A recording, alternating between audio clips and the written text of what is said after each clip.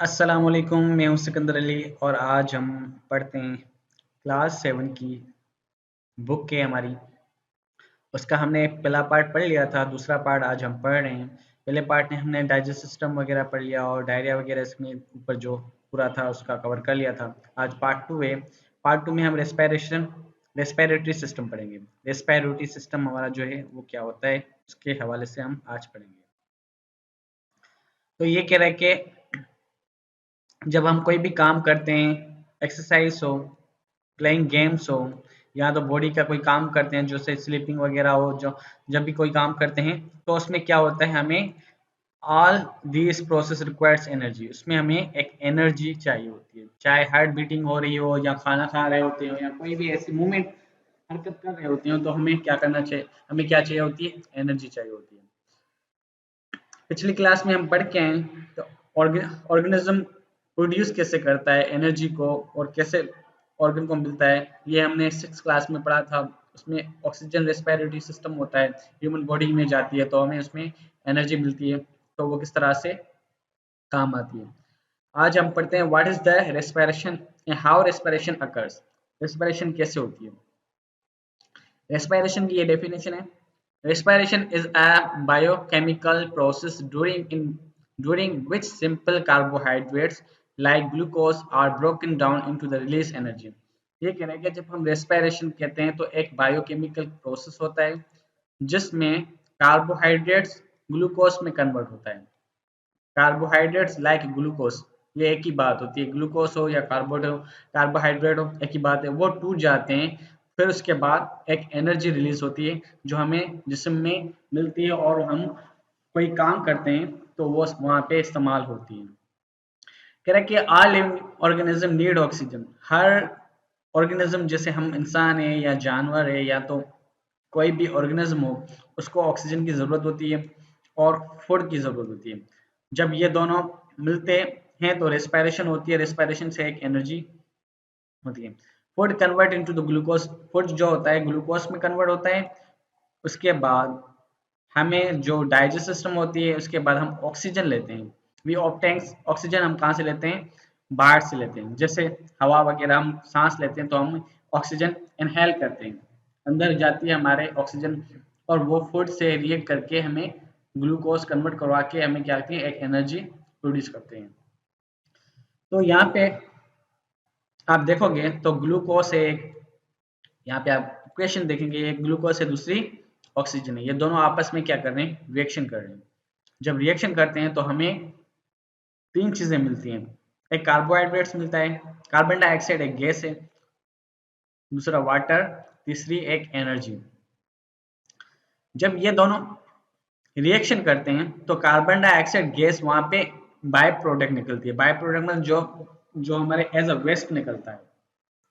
जब हम कोई सांस लेते हैं तो कार्बन डाइऑक्साइड और ग्लूकोज का जब आप फार्मूला देखोगे तो उनमें ये इक्वेशन जो है रिएक्शन करती है, उसमें से एक कार्बन डाइऑक्साइड निकलती है जो हम जब सांस लेते हैं, और जब सांस छोड़ते हैं तो हमारे जो मुंह से हवा निकलती है वो कार्बन डाइऑक्साइड होती है।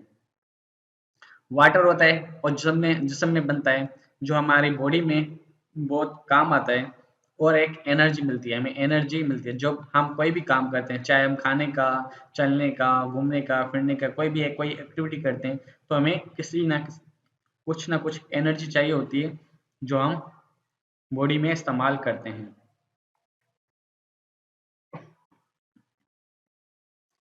अब यहाँ पे जो है पूरा एक पैटर्न बताया हुआ है कि किस तरह से हमारी होती है। नोस्ट्रल कहते हैं नाक में जो दो सुराख होते हैं जिसमें से हवा जाती है, जहाँ से हम सांस लेते हैं। फेरिंग्स नीचे आते हैं गले के नीचे। लेरिंग्स जहाँ से हमारा साउंड्स प्रोड्यूस होता है। ट्रेकिया एक रास्ता होता है जहाँ से हमारी एयर जाती है फेफड़ों में। ब्रोंचाई, ये ये आपको नीचे चल के मैं आपको ब्रोंचाइल्स, ये आपको ये एल्वेओली में आपको आके नीचे चल के समझा रहा हूँ कि किस तरह से ये होती है। ये बंदा ये बस आप ये चेक कर लें कि यहाँ पे कि ये एक पैटर्न है। पहले आपको नोस्ट्रल्स में जाएगा, उसके बाद फेरिंग से, फिर लेरिंग से, फिर ट्रेकिया है हवा की, उसके बाद एक ब्रांच बनी हुई है, ब्रांच को हम ब्रुचुलाई कहते हैं। उसकी मजीद ज़्यादा ब्रांच बनती हैं तो उसको ब्रुचुलाइज कहते हैं। और उसमें लास्ट में जो एंडिंग पॉइंट होता है वो एल्वियोलाई होता है। How oxygen इंटर्स inside your body. Oxygen कैसे लेते हैं, जैसे हम सांस लेते हैं तो हमारा क्या होता है, एक पाथवे होता है ऑक्सीजन का जो हमें अंदर जाता है। जो ये पाथवे आपको ये बताया हुआ है या ये वाला, तो ये आपका क्या है, एक पाथवे है। अब ये मैं यहाँ पे आपको बता रहा हूँ, जैसे नजल कैविटी है, नजल कैविटी कहते हैं ये नास की ये कैविटी होती है, यहाँ पे होती है, ये नोस्ट्रिल्स है, दो सुराख हैं यहाँ पे। इसके बाद ओरल कैविटी, ये सांस वाली मुंह वाली, जो मुंह में जो सुराख होता है उसको हम ओरल कैविटी कहते हैं। लेरिंग्स ये होते हैं, गले के नीचे ये होता है लेरिंग्स। अब जो जो मैं आपको कह रहा था, यहाँ पे आप ये वाली, ये आप क्या कहें, यहाँ पे है ट्रेकिया। ये वाला ट्रेकिया होता है। ट्रेकिया मजीद दो ब्रांचों में टूटता है। देखो एक यहाँ पे जा रहा है, दूसरा यहाँ पे जा रहा है, उसको हम ब्रांचेस कहते हैं। ये मजीद और ब्रांचों में कन्वर्ट होता है, इसको ब्रांचाइज कहते हैं, जो ऊपर लिखी हुई है। उसके बाद इसमें एक लास्ट एंडिंग पॉइंट होता है जिसको एल्वियोलाई कहते हैं। ये डायफ्राम होता है नीचे, जो सांस बाहर निकालने में, अंदर डालने में कोई हेल्प करता है। ये डायफ्राम जिससे हमारे जो सांस निकालने और अंदर करने में ये एक प्रेशर देता है, जिसमें हमें हेल्प करता है। अच्छा, आप क्या कह रहे हैं कि ब्रीथिंग क्या होती है, ब्रीथिंग जिसे हम सांस लेते हैं वो क्या होती है, ब्रीथिंग क्या, can you stay alive without breathing. वो कह रहे हैं कि अगर आप ब्रीथिंग ना लो, क्या आप उस चीज से जिंदा रह सकते हो एक दिन के लिए भी। तो ये हम ब्रीथिंग के बगैर, हम सांस जब हम ना लेंगे तो हम क्या करेंगे, तो हम मर सकते हैं। थोड़ी देर के लिए भी हम बंदा सांस रोकता है तो मर मर सकता है। तो इसमें ये कुछ कह रहा है कि आप अगर आप ये सांस रोकते हो कि क्या, तो क्या आप खाने के बगैर रह सकते हो, और इसके बाद ये कह रहे हैं कि अगर आप सांस रोकते हो तो आप क्या आप जिंदा रह सकते हो कि नहीं। इस चीज़ के हवाले से आपको यहाँ पे बता रहा है। नीचे चलते हैं। ये ब्रीथिंग क्या होती है, ब्रीथिंग की ये डेफिनेशन, प्रॉपर डेफिनेशन यहाँ पे। Breathing is a physical process in which oxygen is taken. Physical एक प्रोसेस है जिसमें हम ऑक्सीजन लेते हैं इनसाइड द बॉडी, बॉडी के अंदर, and carbon dioxide is given out, और कार्बन डाइऑक्साइड को हम बाहर निकालते हैं फ्रॉम द बॉडी, बॉडी से। जैसे सांस लेने में हम ऑक्सीजन लेते हैं अंदर, और कार्बन डाइऑक्साइड क्या करते हैं, बाहर निकालते हैं। ये हमारा होता है। अब ये जो हड्डियां होती हैं ये वाली, तो उसको हम रिब केज कहते हैं। रिब केज एक पिंजरा होता है, एक रिब हमारी हड्डियों को कहते हैं, जो हमारे लंग्स को, फेफड़ों को कवर करती है, ताकि कोई उसको मारे या टच करे तो उसको डैमेज ना हो पाए। ये हमारी एक सेफ्टी के लिए होता है, जो अंदर हमें हार्ट को, बहुत सारी चीज़ें अंदर होती हैं, जो फेफड़े, हार्ट है, तो उसमें आपका कवर होता है।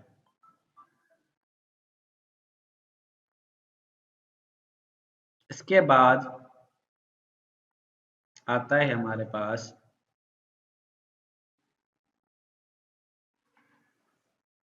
इसके बाद आता है what is gaseous exchange. Gaseous exchange क्या होते हैं, जब हम गैस एक्सचेंज करते हैं उस चीज को क्या कहते हैं। With the action diaphragm, rib cage, thoracic cavities, oxygen from the atmosphere comes inside the alveolar lungs. Alveolar एक लंग्स में एक बैग की तरह होता है, एक थैली होती है जिसमें हमारी एयर्स जमा होती है, उसको हम कहते हैं। How does oxygen from the alveolar diffuse the blood capillaries. अच्छा, ये एक प्रोसेस है, जो ऑक्सीजन जैसे हम लेते हैं और कार्बन डाइऑक्साइड हमारी बॉडी से निकलती है, तो ये एक प्रोसेस है, उसका हम एक्सचेंज ऑफ गैस को कहते हैं। अब ये एक डेफिनेशन है यहाँ पे, the exchange of gas between the alveolar and blood capillaries. Blood capillaries होती है हमारे बॉडी में, उसमें हमारे एल्वियर से ऑक्सीजन और कार्बन डाइऑक्साइड कैसे होती है, उसको हम क्या कहते हैं, एक्सचेंज ऑफ गैस, गैसेस कहते हैं। नीचे मैं आपको आके समझा रहा हूँ कि ये एल्वियर है, जो ये वाली, ये हमारा एल्वियर है। अब नीचे ये हमारे पास गैस एक्सचेंज हो रही है। अब ये ब्लड है हमारा, ये लाल कलर का जो है हमारा ब्लड है, और ये यहाँ पे ऑक्सीजन है, यहाँ पे हमारा कार्बन डाइऑक्साइड है।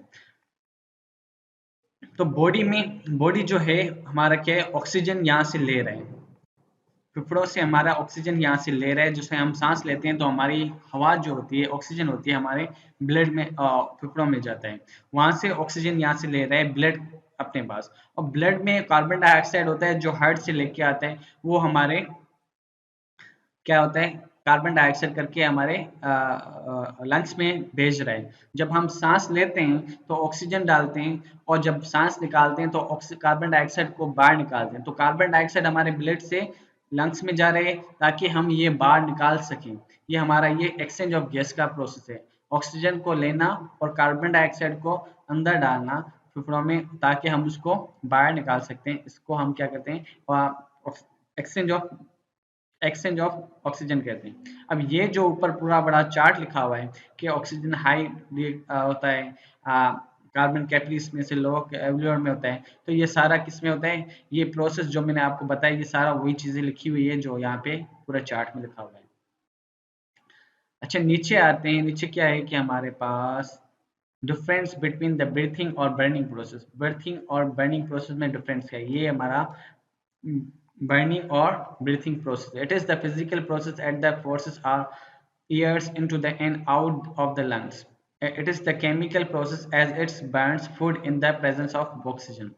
ये कह रहा है कि हमारा फिजिकल प्रोसेस है फोर्स का, year into the out of the year. जब हम सांस लेते हैं और सांस निकालते हैं तो हमारे एक फिजिकल क्या होता है, प्रोसेस है होता है। मगर यहाँ पे जब हम सांस लेते हैं तो हमारे एक एनर्जी रिलीज होती है, हमारे बॉडी में रिएक्शंस होते हैं कार्बन डाइऑक्साइड और ऑक्सीजन के साथ और फूड के साथ, तो हमारे पास ग्लूकोज टूटते हैं, हमारे पास एक एनर्जी रिलीज होती है। तो ये क्या है, एक केमिकल प्रोसेस है जिसमें हमारा फूड जो है बर्न होता है, जिसमें हमारे के एक एनर्जी रिलीज होती है हमारे पास और ताकत होती है ऑक्सीजन की वजह से, प्रेजेंस ऑफ ऑक्सीजन। ये क्या होता है, रेस्पिरेटरी सिस्टम में होता है और ये क्या होता है, ऑल लिविंग ऑर्गेनिज्म में होता है। इट रिक्वायर्स एनर्जी, इसको एनर्जी चाहिए होती है, हमें ये सांस लेने के लिए एनर्जी चाहिए होती है। मगर ये क्या है, हमारा एनर्जी रिलीज करता है बॉडी को, बल्कि एनर्जी देता है। एंजाइम्स आर नॉट इन्वॉल्व, इसमें कोई एंजाइम्स नहीं होता और इसमें बहुत सारे एंजाइम्स मौजूद होते हैं ताकि वो प्रोसेस को स्पीड अप करें, तेज करें, हम जल्दी जल्दी से वो चीज़ कर पाएं। रेस्पिरेटरी डिसऑर्डर क्या होता है, रेस्पिरेटरी डिसऑर्डर कहते हैं कि मतलब कि कोई खराबी वगैरह आ जाए तो उसको हम रेस्पिरेटरी डिसऑर्डर कहते हैं। जैसे हमें कफ हो जाना, खांसी होना, कोल्ड हो जाना, अस्थमा होना, ट्यूबर्स टीबी वगैरह होना, निमोनिया हो जाना, जुकाम जो होता है हमें निमोनिया हो जाता है, लंग्स में कैंसर वगैरह हो जाना, तो ये क्या है, हमारे डिसऑर्डर्स हैं। कोल्ड क्या होता है, खांसी होती है, खांसी में हमारे क्या होते हैं, ट्रेकिया, नोज वगैरह क्या गला खराब होता है, जिसकी वजह से हमारा होता है। तो ये हमारा किस वजह से हो सकता है, एनवायरमेंट पोल्यूशन से, डस्ट मिट्टी वगैरह जो होती है उनका एनवायरमेंट पोल्यूशन होता है, जिसकी वजह से ये हमारा होता है। जिसमें सोर ऑफ थ्रोट, गले का दुखना होना, कफ होना, माइल्ड हेडेक होना, हमारे पास सर में दर्द होता है, हेडेक कहते हैं सर को, स्नीजिंग होना, छींके आना, वाटरी आइज, आंखें पानी हो जाना, लो ग्रेड्स ऑफ फीवर, थोड़ा सा बुखार हो जाना, फटीग हो जाना, थकावट महसूस होना, तो ये सारे क्या है, आपको जब कोल्ड ठंड लगती है तो उसमें होते हैं। देयर इज नो कर्व, इसका कोई इलाज नहीं होता, बल्कि हमारे उसमें क्या होता है, सिम्टम्स होते हैं कि इसमें थोड़ा सा ट्रीटमेंट करते हैं, such as taking over counter medication, हमें उसको रोकने के लिए कुछ मेडिकेशन करनी होती है, जैसे कि थ्रोट लॉजेंस होना, थ्रो स्प्रे करना, मुंह में स्प्रे करना, कोई दवाई लेना, कफ की ड्रॉप्स वगैरह लेना, सिरप वगैरह हम पीते हैं वो है। गरारे जब हम करते हैं नमक डाल के वाटर में, गर्म थोड़ा पानी गर्म करके डॉक्टर कहता है कि उसमें नमक डालो और उसमें से गरारे करो ताकि आपका गला साफ हो जाए और आप उस पर काम कर सको। तो ये हमारा क्या है, गला साफ करने का तरीका, इसमें कोई इलाज नहीं होता, बल्कि हम इसको परहेज करते हैं और ठंडी चीज़ों से बचते हैं और हमें उसकी गर्म चीज़ें खाते हैं ताकि हमारा गला सही से सही हो जाए। दूसरी होती है टीबी। टीबी क्या होता है, एक डिसऑर्डर है लंग्स का, बल्कि रेस्पिरेटरी होता है लंग्स में, सही। तो उसमें एक इन्फेक्शन हो जाता है, बैक्टीरिया डिजीजल इन्फेक्शन हो जाता है, जिसको हमको टीबी कहते हैं। इसमें हमारा क्या होता है कि लंग्स जो हमारा होता है वो डैमेज हो जाता है, जिसमें बहुत ज़्यादा कफ हो जाना, फीवर हो जाना, बुखार वगैरह होता है उसमें हो जाना। तो transmit from the person to person in where nasal irritation symptoms और सिमिलर ऑफ एक्टिव। ये कह रहा है कि ये जो बीमारी होती है ट्रांसफर होती है, एक पर्सन से दूसरे पर्सन से ट्रांसफर होते हैं, मतलब कि मुझे है तो मेरे करीबी दोस्त वगैरह या तो अपने रिश्तेदारों में या अपने फैमिली मेंबर में ये हो सकता है, क्योंकि ये ट्रांसफर होती है बीमारी। टीबी एक लंग्स की बीमारी है जिसमें बहुत ज़्यादा कफ हो जाना, खांसी बहुत ज़्यादा होती है। जब हमें कैसे पता चलता है कि हमें इसको टीबी है, तो उसमें एक सेंटम्स होते हैं, सेंटम्स को कहते हैं जो हमें उसमें नज़र आता है, उसको सेंटम्स कहते हैं, जिससे हमें अंदाज़ा होता है कि इसकी कौन सी बीमारी है। जैसे बहुत ज़्यादा खांसी हो जाना, खांस रहा होता है बहुत ज़्यादा, उसमें आपको ब्लड नज़र आना, जब आप बलगम वगैरह निकालते हैं बहुत ज़्यादा बलगम आता है तो उसमें ब्लड में बलगम आना, तो हमारा ये क्या है, चेस्ट में पेन होना, वीकनेस होना, वेट जो वजन होता है उसका कम हो जाना, फीवर हल्का होना, नाइट को रात को गर्मी महसूस होना, स्वीटिंग होना। तो ये सारे जो सिम्टम्स हैं इससे हमें अंदाजा होता है कि इसको टीबी हो सकती है और हम उसका एक इलाज है प्रॉपर तरीके से, इसका ट्रीटेबल प्रॉपर इलाज है मेडिकल में, वो हमें डॉक्टर करते हैं, ट्रीटमेंट देते हैं, तो हम वो खाते हैं, कोर्स होता है पूरा, तो उसमें हम बेहतरी लाते हैं और सही हो जाते हैं। ये हमारे तकरीबन गरीब लोगों पुअर पीपल को होती है, गरीब लोगों को, क्योंकि वो डस्ट में मिट्टी में काम करते हैं, बहुत सारी चीज़ें नहीं होती, तो उसमें से आपको खांसी की बीमारी टीबी हो सकती है। ज़्यादा खांसी की वजह से भी टीबी हो जाती है। टीबी मतलब कि आपके लंग्स में कोई इन्फेक्शन हो जाना, जख्म हो जाना, जिसको हम क्या कहते हैं, टीबी कहते हैं, सिंपल वर्ड में ये। अस्थमा क्या होती है, एक क्रोनिक डिजीज होती है जो रेस्पिरेटरी ईयर में होती है। हमारे जो हमारा ईयर पाथ होता है, हमें उसमें क्या होता है, स्वेलिंग हो जाती है। स्वेलिंग कहते हैं जब हमारे सूज जाए, स्वेलिंग कहते हैं सूज जाना, गले में कोई स्वेलिंग हो जाए, तो ब्रोंचियम में, अस्थमा में सांस लेने में बड़ा मसला होता है, उसमें उसको हम अस्थमा कहते हैं। आपने बहुत सारे देखा होगा कि जब आप सांस लेते थे तो जल्दी जल्दी सांस लेते हैं और छोटे छोटे सांस लेते हैं, ताकि उसको सांस लेने में मसला हो रहा है, जिसकी वजह से वो इस तरह से रिएक्ट करते हैं। और ये इनहेरिटेड डिजीज होती है। इनहेरिटेड डिजीज मतलब कि आपको विरासत से मिली होती है। विरासत जैसे हमें मिल्कियत मिलती है ना, वैसे ही विरासत से ये बीमारी भी आती है, जिससे आपके पेरेंट्स को है या किसी भाई को है या बहन को है, इस तरह से फिर आपके आपके बच्चों को भी हो सकती है। ये विरासती पेरेंट्स से मिलती है, मतलब कि पेरेंट्स की वजह से उनको भी मसला होता है, तो आपको भी ये मसला हो सकता है, पेरेंट्स से ये ट्रांसफर होती है। Transfer from the parents to their offspring, offspring कहते हैं औलाद में ये ट्रांसफर होती है। Allergic response against the cold, humidity, pollution, ये एलर्जी होती है इसमें, कौन से, ह्यूमिडिटी में, कोल्ड में, ठंड में, पोल्यूशन में, गंदगी जो होती है उसमें। Parents usually suffer from the shortness breath, जो आपका शॉर्टनेस ब्रीथ कहते हैं, छोटे छोटे सांस लेना, चेस्ट होना, चेस्ट में टाइटनेस होना, पेन होना, क्रोनिक कफिंग होना, उसके बाद स्नीजिंग, विस्लिंग साउंड होना, कोई आवाज जो होती है चींटी की तरह हो जाना। इसको इलाज करना मुश्किल होता है, बड़ा टफ होता है केयर करना, बट उसमें थोड़ा सिम्टम्स होते हैं जिसकी वजह से उसको कंट्रोल किया जा सकता है। जैसे हम यूज इनहेलर करते हैं। इनहेलर, आपने इनहेलर देखा होगा, जब किसी को सांस में मसला होता है तो वो एक स्प्रे लेते हैं, एक खास किस्म का स्प्रे होता है जो उसको डॉक्टर रिकमेंड करता है, वो मुंह में रख के थोड़ा स्प्रे करते हैं, तो उसमें आपको सांस लेने में थोड़ी दुश्वारी कम होती है और आसानी होती है, आप थोड़ा बेहतर फील करोगे। तो इनहेलर यूज करते हैं इसमें, और वो अपने पास ही रखें, keep it all of the time, हर वक्त उसके पास ही होता है। जिस टाइम भी उसको ये मसला होता है, सांस लेने में दुश्वारी होती है, तो वो स्प्रे मुंह में रख के आप, और वो थोड़ी देर के लिए स्प्रे करते हैं ताकि उसको एक सुकून हो जाए। ये हमारा यहाँ पे चैप्टर खत्म होता है, हम करते हैं, तब तक के लिए अल्लाह हाफिज। हम नेक्स्ट नेक्स्ट चैप्टर करते हैं, और वो इंशाल्लाह जल्द आएगा, तब तक के लिए अल्लाह हाफिज।